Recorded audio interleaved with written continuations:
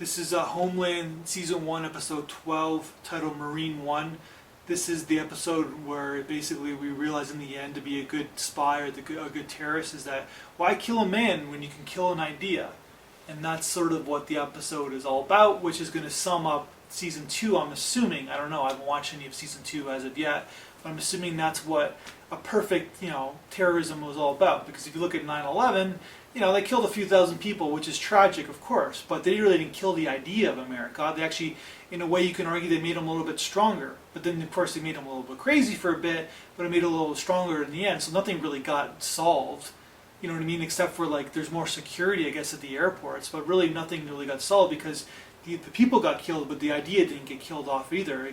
Really, the idea got stronger, and that's sort of what Brody tries to convince his Quazo, boss, I guess, the Muslim boss, is that, why kill the guy? That's his rationalization. Why kill the VP when we can, I can get it closer, I can run for Congress, I can change policy, I can be on the inside of what's really going on, and I can destroy the idea of Americana. Which is great about Homeland is that I know that people probably don't see it this way, but I do, I guess, because maybe I'm a Canadian and I have perspective on the United States.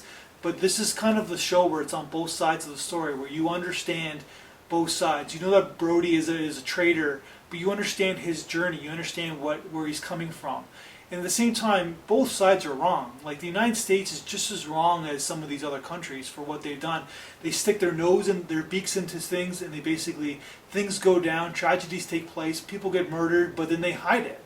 And it's a known fact that they do that, but of course they can't reveal it because their rationalization is that if we tell people this is what happened, that we screwed up, then it's going to instigate more terrorists. It's going to instigate more people being on that side. It's going to rationalize people's more hatred for the United States. So they got to keep, that's their rationalization to keep things hidden. But you understand both sides. They're both wrong. That's the whole thing. This is why it's a messed up world. Is that two sides fighting against each other. It's not the Nazis versus the UK, where the Nazis were probably not more than likely killing Jews, and they were in the wrong, so we had to defeat the Nazis to get the balance in order. Basically, what's going on now is that there's wars going on where both sides are wrong, and this is what causes chaos. And that's one of the themes of Homeland, where it's all fucking ridiculous. Because nobody's really right, and that's the whole point. Because it's not about black and white anymore. It's about a grayness of mess.